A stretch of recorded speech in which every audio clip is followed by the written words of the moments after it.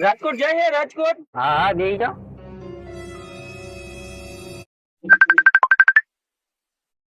હાલો. હા ભાઈ નીકળી ગયો, આ સ્કોર્પિયો લઈને આવું.